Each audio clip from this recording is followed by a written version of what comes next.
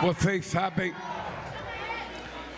que o dia de hoje é um dia de aprendizado para nós que somos um pouco mais velhos do que vocês. Nós estamos vivendo um momento na humanidade em que é a primeira vez que em muitas coisas um jovem sabe mais do que seu pai, sabe mais do que seu avô, sabe mais do que sua mãe.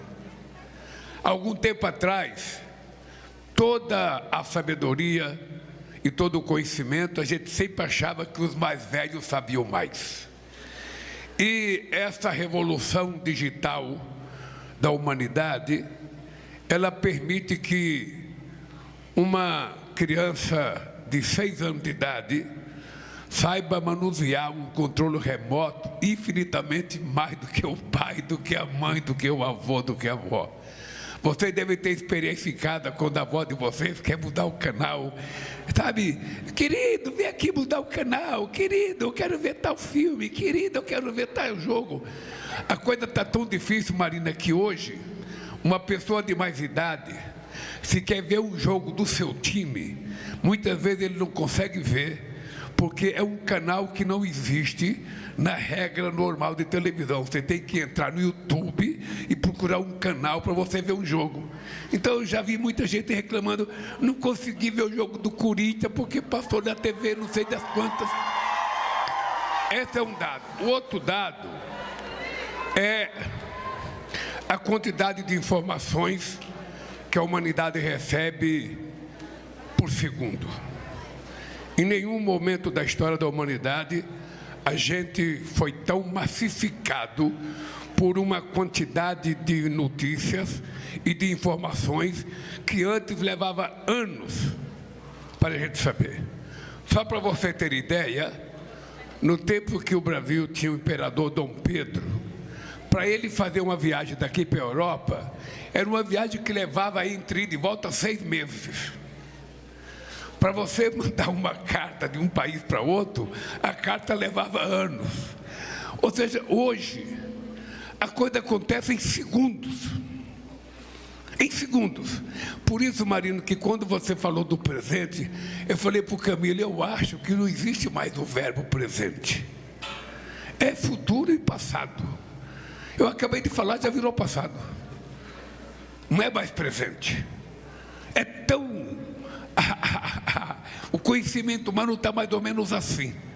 A gente não tem tempo sequer de ficar remoendo uma coisa que a gente sabe, já vem outras 500 coisas na cabeça da gente.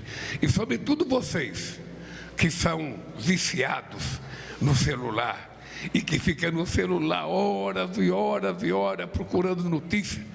Eu tenho inveja de vocês, porque no meu tempo de jovem, a gente queria jogar um game, era um joguinho de ping-pong, pá, pá, pá, pá, era uma bolinha que ia e voltava, e aquilo era o máximo. Hoje a quantidade de opções de coisas que vocês têm são inimagináveis para pessoas da nossa idade. Qual é a vantagem que nós temos sobre vocês? Vocês sabem qual é? Vocês estão daí dizendo assim que, nossa, que mesa de pessoas velhas. Olha o Márcio como está velho, a Marina, só o Lula que é jovem. Vocês devem estar pensando isso. E sabe qual é a vantagem que eu tenho sobre vocês? Vocês têm a vantagem sobre mim, que vocês sabem pelas redes digitais, coisa que eu não sei. Agora eu já tive a idade de vocês.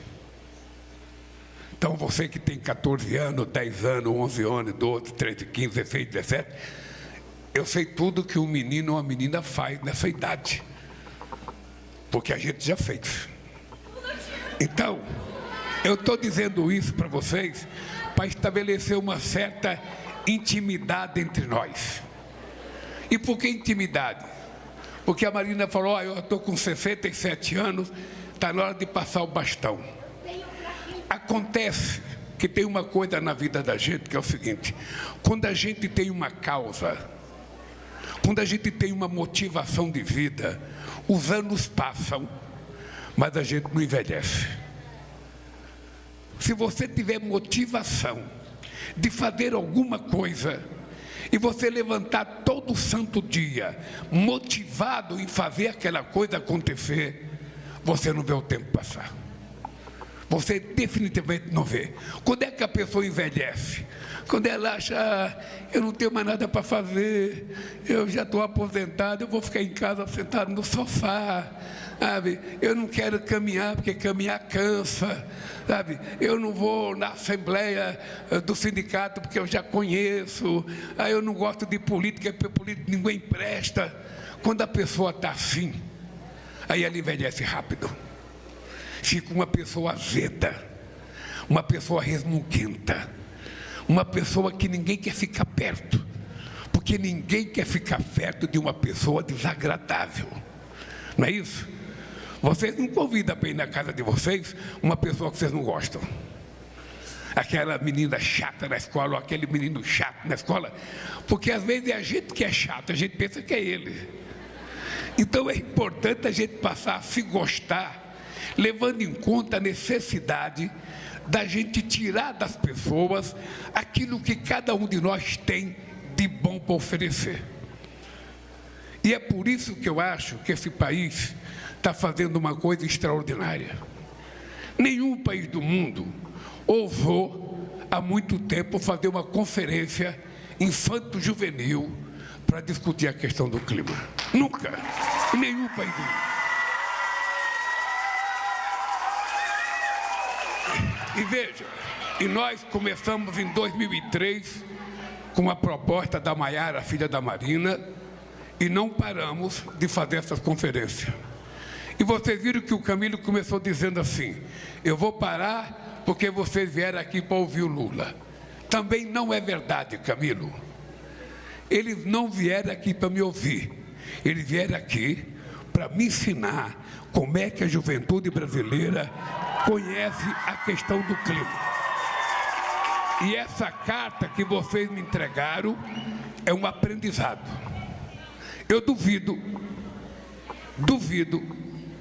que tenha no mundo, cadê a Câmara do Stuka para me falar para a Câmara, que nem jogador de futebol, nós é nós, eu estou dando o meu melhor. É o seguinte, eu duvido que tenha no mundo um presidente que tenha tido o prazer que eu estou tendo hoje ouvindo a meninada do meu país. Duvido. Porque quando a gente resolve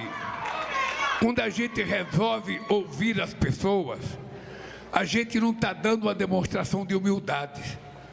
A gente está apenas dizendo, eu não conheço tudo, eu não sei tudo. E a melhor forma de eu aprender é eu ouvir o que as pessoas têm para dizer. O que uma criança indígena tem para dizer? O que uma criança da periferia tem para dizer? Mas o que uma criança também da classe média tem para dizer? Esses dias eu conversava com um rapaz da Faria Lima, um banqueiro, que o filho dele, ele é banqueiro, e o filho dele está em Londres para estudar para ser banqueiro.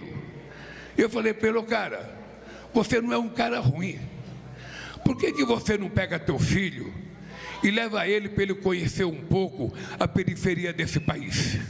Para ele ver como é que vive meu povo. Por que ao invés de ficar mandando o seu filho para conhecer França, para conhecer Inglaterra, para conhecer a Disney, por que não leva ele para conhecer a Amazônia brasileira? Por que não leva?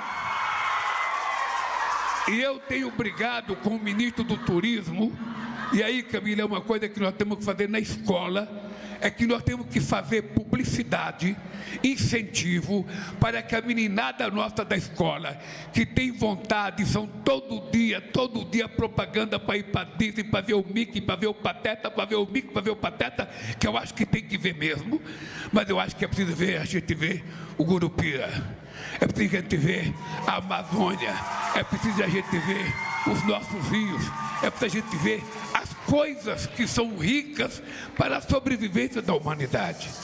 Agora, é preciso que a gente diga isso na escola, é preciso que a gente diga isso na televisão, e é preciso que o governo crie facilidade para que a gente possa fazer viagem e levar as crianças. Não tem colégio que pega 50 crianças ou 100, aluga um avião e leva para conhecer não sei o quê? Olha, por que a gente não pega as nossas crianças e a gente faz um turismo pelo Rio Amazonas, pelo Rio Tapajós, pelo Rio Solimão? Por que a gente não leva as nossas crianças para conhecer a riqueza do Pantanal? Isso é turismo, isso é desenvolvimento de conhecimento, é fazer com que a gente possa crer, ver aquilo que é nosso, aquilo que nos é útil.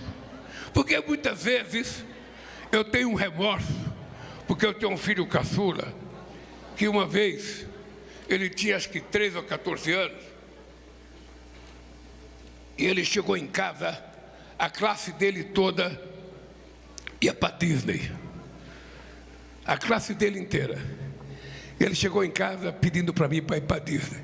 Eu falei, você não vai. Primeiro porque eu não tenho dinheiro. É a primeira coisa. A segunda porque eu acho que você precisava conhecer um pouco o Brasil. Vai conhecer o Nordeste onde eu nasci. Vai ver como é que vive o povo daquela região. Sabe por quê? É assim que a gente desenvolve uma consciência de nação, uma consciência de cidadãos, uma consciência de soberania sobre o seu território, sobre as suas coisas. A gente não tem noção do que nós somos ainda. Só para vocês terem ideia, nós só temos conhecimentos de 30% das nossas riquezas minerais. Tem 70% que a gente não conhece. A gente não tem um mapeamento ainda. A gente não tem um mapeamento das terras raras, que o mundo inteiro está brigando por terra rara. Terra rara, na verdade, é aquela que a gente nasce, aquela que a gente pisa o pé. Essa é terra rara. A outra é uma terra, sabe, que tem um valor econômico para fazer coisas, sabe, que a gente está aprendendo a fazer agora. Então, esse encontro de vocês é uma coisa mais que extraordinária, é uma coisa excepcional, porque não há televisão, não há internet, não há influencer que seja mais importante do que vocês, educando o pai de vocês e a mãe de vocês sobre as coisas certas que ele tem que fazer dentro de casa, no cuidado do filho. Não tem. Eu já fui filho, sou caçula de uma família de 12 pessoas, e eu sei o poder que vocês têm sobre a mãe e o pai de vocês. Sobretudo se for caçulinha, sobretudo se for o dengoso da família ou a dengosa da família. Então eu estava dizendo para o companheiro Camilo, como é que a gente tem que fazer, junto com a Marina e com outros ministros, para a gente fazer com que a educação do clima não seja uma coisa eventual, que ela faça parte do nosso dia a dia, que ela faça parte, sabe, da nossa cultura sistematizada, e nós temos condições de fazer. Isso aqui é um exemplo. Isso aqui é um exemplo.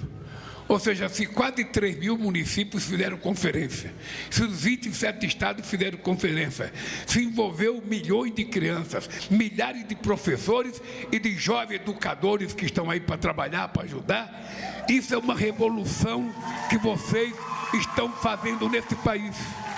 É uma revolução. E a inveja que eu tenho é de não ter tido, com a idade de vocês, as oportunidades que vocês estão tendo. Porque vocês sabem que destruir é muito mais fácil do que construir. Destruir é num segundo. Você vê nas guerras a facilidade que eles têm de destruir casa, de destruir ponte que você levou uma vida inteira para fazer, de destruir ferrovia que você levou, e mais grave, destruir vidas que não tem retorno. Uma ponte custa, mas você refaz, uma ferrovia você refaz, e uma vida. O que você vai fazer com as milhares de mulheres que morreram na faixa de Gaza, mulheres e crianças inocentes? O que você vai fazer com as pessoas que foram assassinadas pelo Hamas em Tel Aviv? O que você vai fazer? Essas vidas você não recupera.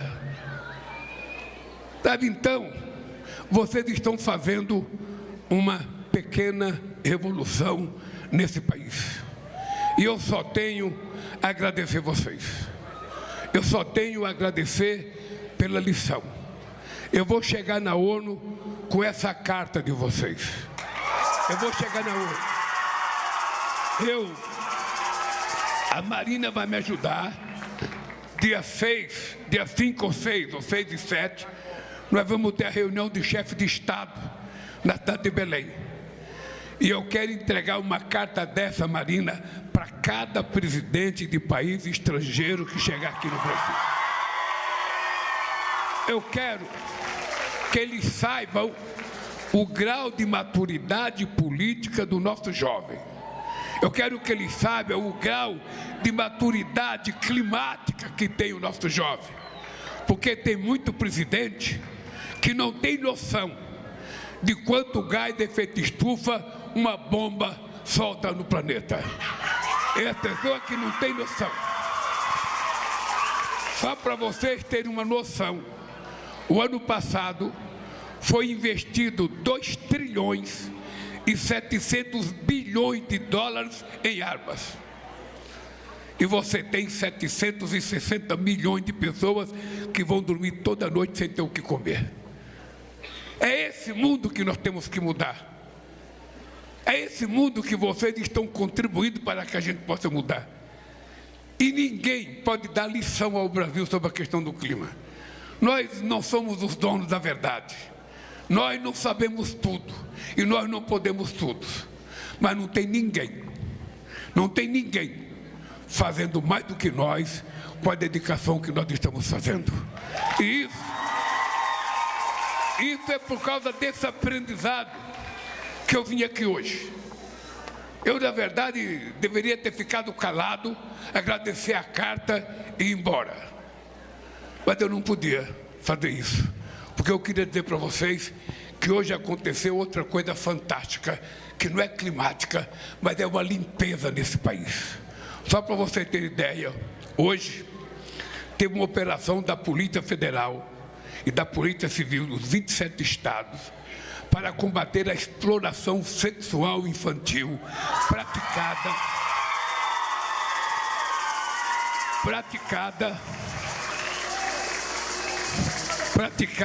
por meio da internet. São 900 policiais em ações, 182 mandados de busca e apreensão, 11 mandados de prisão e 47 pessoas presas em flagrante. Somente assim, a gente vai acabar com a exploração de meninas nas terras indígenas, com garimpeiros explorando meninas, sabe, na periferia, nos bairros pobres desse país, nas cidades, na classe média, porque o que não falta é gente safada nesse país para fazer coisa errada. Então essa gente tem para cadeia e isso faz parte da limpeza climática que a gente quer fazer. Uma outra novidade, Marina, é o seguinte: você sabe que o território de Fernando de Noronha, ele é tocado a energia por termoelétrica a diesel. Pois você está convidada, a hora que terminar a conferência de chefes de Estado na COP, nós vamos pegar um avião e vamos a Fernando de Noronha acionar que ele agora vai ser tocado por energia solar e não mais por energia.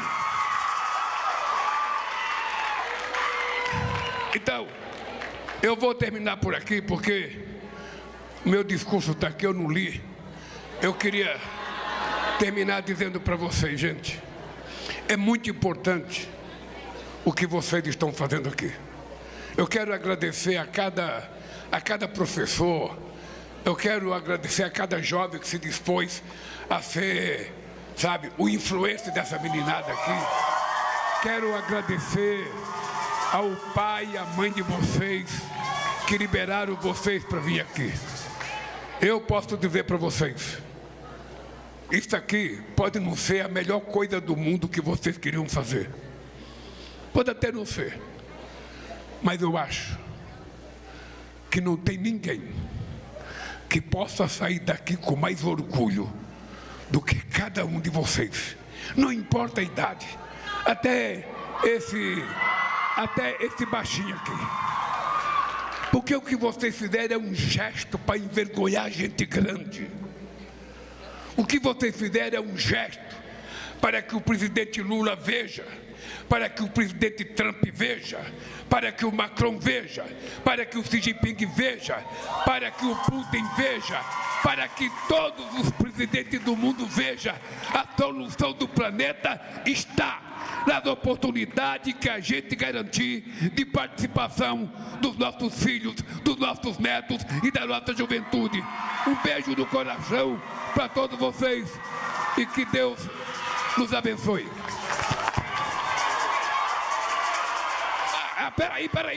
Peraí. Ô, gente, eu não acabei, não. Eu, quando vim falar aqui, vocês viram que eu fui conversar com a Valentina ali atrás. E a Valentina falou, presidente, deixa eu falar um pouquinho depois que o senhor falar. Então eu trouxe a Valentina aqui para dar o microfone para saber o que de importante que a Valentina tem para falar para nós.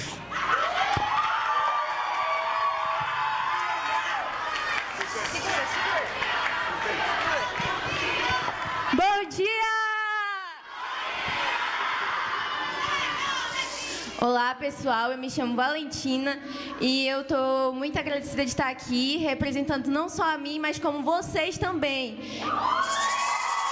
Quero estar primeiramente agradecendo a Deus, né, que nos concedeu este momento, que nos trouxe até aqui e que se não fosse Ele, nós não estaríamos aqui apreciando esse momento, não é verdade, pessoal? Quero também estar fazendo os consideramentos daqui à mesa, né? Aqui agradecendo a eles, o presidente Lula aqui, os jovens facilitadores, mas em exceção ao João, o Victor e a Maria. E também aos professores colaboradores que veio de lá de Macapá. Cadê a caravana de Macapá? Com o Misael e a professora Eliane Duarte. E cadê o povo daqui todinho? Bora dar um grito! E eu queria estar falando um pouco para você, não sei se você se lembra, mas você foi lá em Macapá, ano retrasado, dar uns residenciais habitacionais. E a minha mãe foi concedida, o nome dela é Eliane de Brito Leite, e ela conseguiu ganhar. E aí o senhor não só mudou a minha vida, como o senhor mudou a vida de muitos e muitos que estão aqui. Então, eu quero muito estar agradecendo ao senhor mesmo, agradecer, não... Estou sem palavras, mas é muito gratificante que Deus possa abençoar a sua vida. E muito obrigada, pessoal. E também que vocês, jovens sonhadores, continuem com o sonho de vocês, porque vocês vão muito longe onde vocês pensam. A todos os estados, em nome de todos os estados, nós agradecemos muito. E eu queria também estar citando aqui o nome da minha igreja, lá em Macapá, que tem uma orquestra que viaja por todo o mundo. Se o senhor quiser também, eu passo o número e quando eles vierem aqui em janeiro, a gente toca aqui o hino nacional também. E é isso aí, pessoal. A gente merece o futuro do nosso planeta. Muito obrigada. Muito bem, agora sim terminou o ato. Tá? Gente, um beijo no coração, um beijo cada professor, cada professora, cada um de vocês. Um beijo, que Deus nos abençoe. Tira foto, Stuka.